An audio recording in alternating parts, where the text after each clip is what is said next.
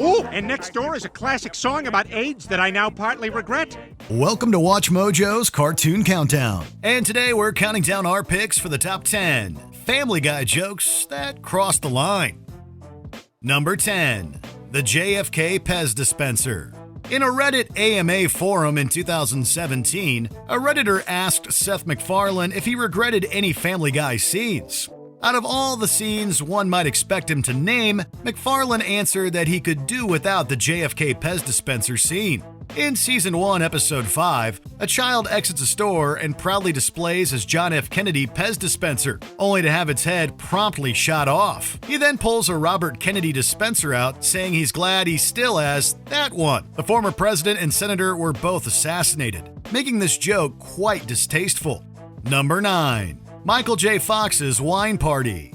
Family Guy occasionally features self-aware cutaway gags where they break the fourth wall to apologize or explain the jokes. See, he has this disease, and it makes him shake a lot. Michael J. Fox, with a tray of wine-filled glasses, inevitably spills it all on Peter's shirt due to his Parkinson's disease.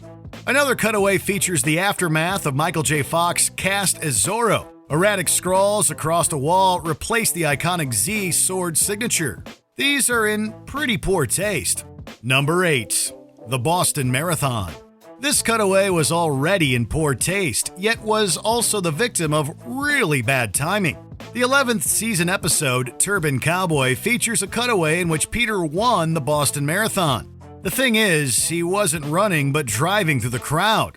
I haven't felt a rush like this since I won that marathon. About 1 month after this episode aired, the Boston Marathon bombings took place, taking the lives of 3 people and causing injuries for hundreds of attendees.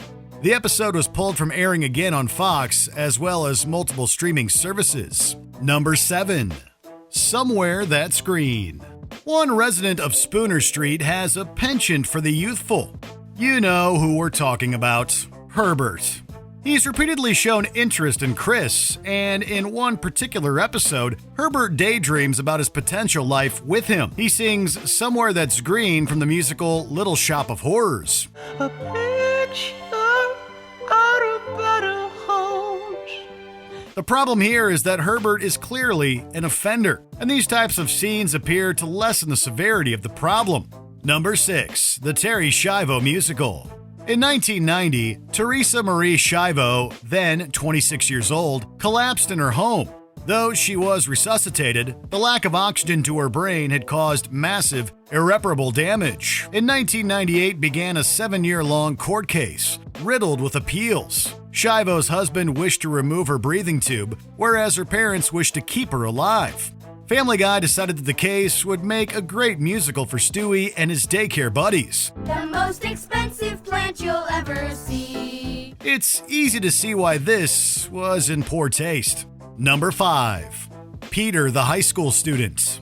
In a Season 9 episode titled Trading Places, Peter and Lois trade lives with Chris and Meg. This means Peter and Lois are high school students, and Peter takes this to a dark place quickly. He enters the kitchen the morning before school in an intimidating outfit, wielding a shotgun. He claims to want revenge for how the popular kids treated him. Lois tells him to call it off, which he tries and fails to do according to the response on his phone. There have been too many such real-life incidents to count, especially since the episode aired in 2011. Number 4. Peter Has Dark Thoughts. There are some things that arguably shouldn't be joked about.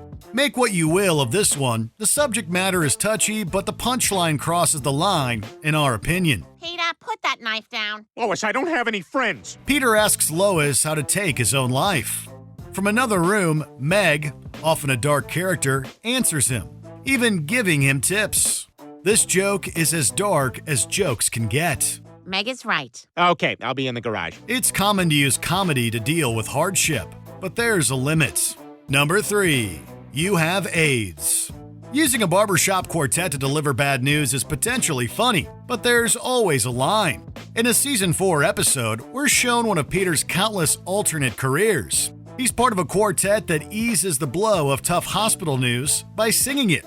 Cue You Have AIDS. You have AIDS. Yes, you have AIDS. I hate to tell you, boy, that you have AIDS. Family Guy staff members reportedly defended the scene, claiming that the tasteless absurdity of the situation was the joke.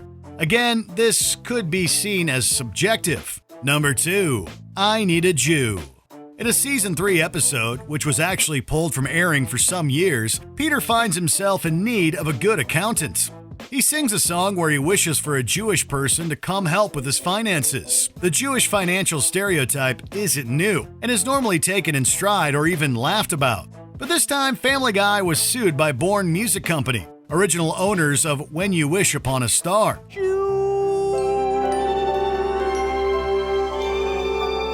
They claimed that the parodied version contained offensive lyrics and took away from the wholesome nature of the original. They lost the case in 2009, and the episode was returned to syndication.